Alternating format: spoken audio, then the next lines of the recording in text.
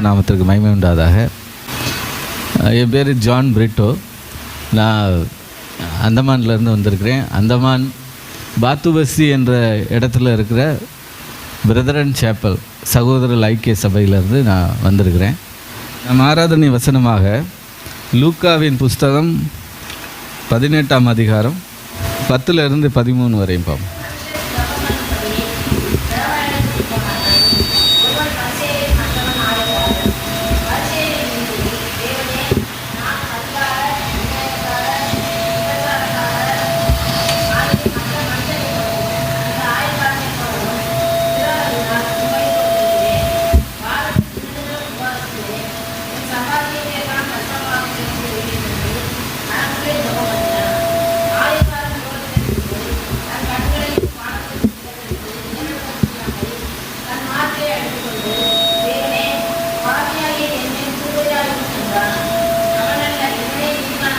நாம் இங்கே பார்க்கிறோம், நாம் ஆராதனைக்காக தியானிக்கும்படியாக இந்த நேரத்தில் நாம் தியானிக்கும் பொழுது சில வசனங்களை தேவன் நாம் ஆராதிக்கும்படியாக எப்படிப்பட்ட ஆராதனையை தேவன் விரும்புகிறார் என்று நாம் அறிந்து நாம் தேவனுக்கு ஆராதனை செலுத்துவது உண்மையும் உத்தமமான ஆராதனையாக இருக்கும். இங்கே பார்க்குறோம், 2 மனுஷர் ஜெபம் பண்ணபடி.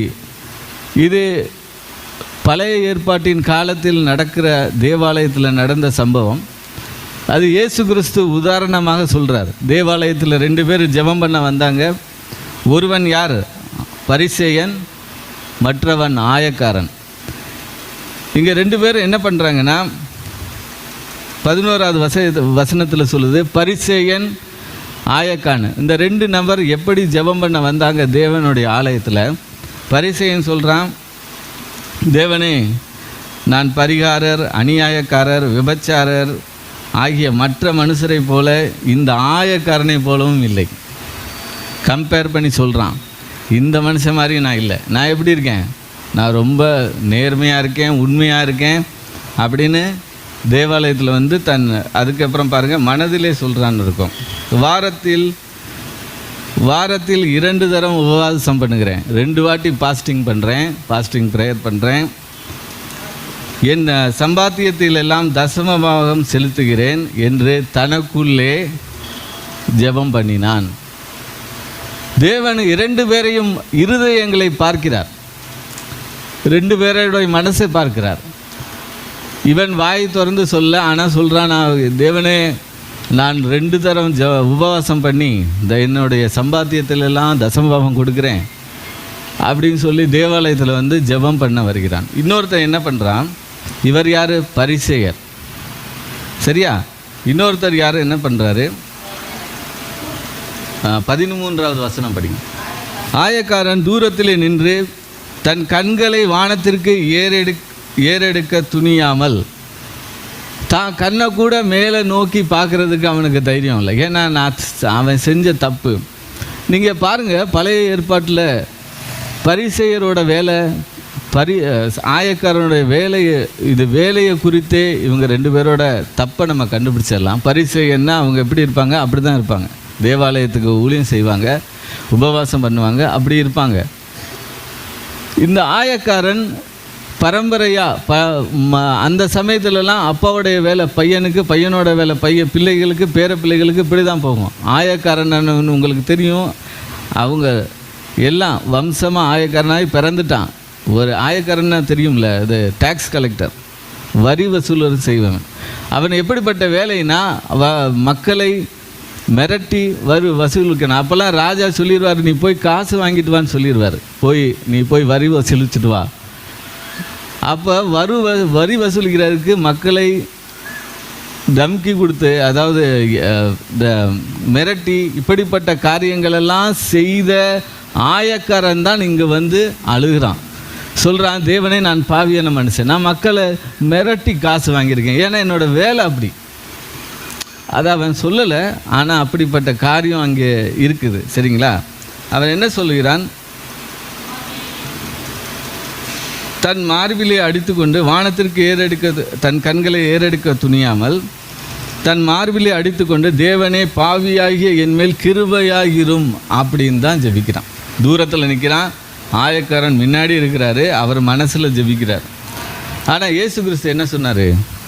14வது வசனம், அவனல்ல இவனே நீதிமானாக்கப்பட்டவனாய் தன் வீட்டிற்கு திரும்பி போனான் என்று உங்களுக்கு சொல்லுகிறேன். இயேசு கிறிஸ்து சொல்கிறாரு, நான் இருதயத்தை பார்க்கிறேன். அவன் மனம் திரும்பி சொல்கிறான். இவன் என்ன சொல்கிறான்? இவன் அவனோட வேலையின்படியே அவன் உபவாசிக்கணும், தசமபாகம் கொடுக்கணும், அந்த மாதிரியான வேலையில் இருக்கான். இவன் கஷ்டப்பட்டு மக்களை துன்பப்படுத்துகிறான். அவன் என்ன பண்ணுறான்? மனசில் வேதனை செஞ்சு அந்த தேவனுடைய ஆலயத்தில் ஜெபம் பண்ணுறான். தேவன் அதுக்கப்புறம் பாருங்கள், அதே வசனத்தில் சொல்கிறாரு, ஏனெனில் தன்னை உயர்த்துகிறவன் எவனும் தாழ்த்தப்படுவான், தன்னை தாழ்த்துகிறவன் உயர்த்தப்படுவான் என்றார். இங்கே முக்கியமான விஷயமே இங்கே நம்ம இப்போ தியானிக்கிறதான். என்ன விஷயம்னா, தேவனுடைய சமூகத்தில் ஜெபிக்கணும்னு வந்த 2 பேரில் ஒருத்தன் தேவன் காட்டி கொடுக்குறதுன்னா, ஒருத்தன் பெருமையாக ஜெபம் பண்ணான், ஒருவன் தாழ்மையாக ஜெபம் பண்ணான். பரிசேயன் பெருமையாக சொன்னான், நான் அப்படி பண்ணேன் இப்படி பண்ணேன், நல்ல வேளை நான் அப்படி இல்லை, அவனை மாதிரி இல்லை. இது என்னது? இது என்ன காமிக்குது? தேவனுக்கு முன்பாக பெருமையாய் தேவாலயத்தில் ஜெபம் பண்ணான். இன்னொருத்தன் என்ன பண்ணான்? தாழ்த்தினான், கிருபையாக இரும்னு சொன்னான். நான் பாவியான மனுஷன். நாமும் இன்னைக்கு நம்ம ஆராதனை வைத்திருக்கிற தேவன் நம்மள்கிட்ட என்ன எதிர்பார்க்குறார்? நம்ம 1 கொரிந்தியர் புஸ்தகம் 1ஆம் அதிகாரம் 29வது வசனம் எடுப்போம்.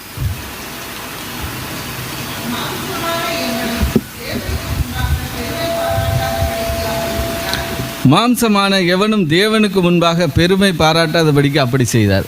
எப்படி செய்தார்? இப்படி செய்தார். இதைத்தான் செய்தார். பிரியமானவர்களே, தேவனுக்கு முன்பாக மாம்சமான எவனும் பெருமை பாராட்டாதபடிக்கு அப்படி செய்தார். தேவனுடைய வசனத்தை நாம் நன்றாய் தியானித்தோமானால் தேவன் என்ன சொல்கிறார்? பெருமை உள்ளவனுக்கு நான் எதிர்த்து நிற்கிறேன், தாழ்மை உள்ளவருக்கும் கிருபை அளிக்கிறேன். பழைய ஏற்பாட்டிலெல்லாம் எப்படி நடந்திருக்குன்னு உங்களுக்கு தெரியும். பழைய ஏற்பாட்டு காலங்களில் காளைகளை பலி செலுத்துகிறோம். தேவனுக்கு ஆராதனை செலுத்துவதற்கு காளையை பலி செலுத்துகிற பணக்காரன் இருப்பான், ஆட்டை பலி செலுத்துகிற நடுத்தர மக்கள் இருப்பார்கள், புறாவை பலி செலுத்துகிற தேவாலயத்தில், நான் பழைய ஏற்பாட்டு சாலமோன் தேவாலயத்தை சொல்கிறேன், புறாவை பலி செலுத்துகிற ஏழை மக்கள் இருப்பார்கள். அப்போ அங்கே என்ன இருந்தது? நீ புறாவை செலுத்தினியா? நான் ஆடை செலுத்தினேன். யாருக்கு? தேவனுக்கு முன்பாக பெருமை. தேவனுக்கு பலி செலுத்துதல் பெருமை. நீ ஆட்டை செலுத்தியா? நான் மாடு காளையை செலுத்தினேன்ப்பா. தேவனுக்கு எது பிடிக்கல? தேவனுக்கு முன்பாக பெருமை பாராட்டுதல் பிடிக்காது. அதனால் இங்கே என்ன சொல்கிறாருன்னா, இந்த வசனம் ஃபுல்லாக, இந்த அதிகாரம் ஃபுல்லாக நம்மளுடைய சிலுவையின் மரணத்தை தியானிக்கும் பொழுது, மாம்சமான எவனும் தேவனுக்கு முன்பாக பெருமை பாராட்டாதபடிக்கு அப்படி செய்தார்.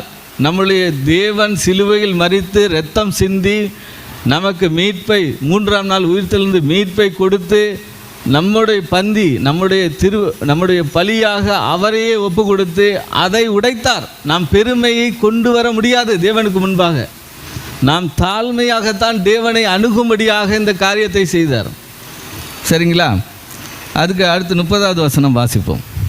அந்தபடி நீங்கள் அவராலே கிறிஸ்து இயேசுவுக்குட்பட்டீர்கள், எழுதியிருக்கிறபடி மேன்மை பாராட்டுகிறவரன் கர்த்தரை குறித்தே மேன்மை பாராட்டத்தக்கதாக, இயேசு கிறிஸ்துவின் சிலுவையை குறித்தே மேன்மை பாராட்டத்தக்கதாக தேவனுடைய சமூகத்தில் வரும் பொழுது நாம் தேவனுடைய சிலுவை குறித்தே மேன்மை பாராட்ட வேண்டும் என்று இப்படி செய்தார்.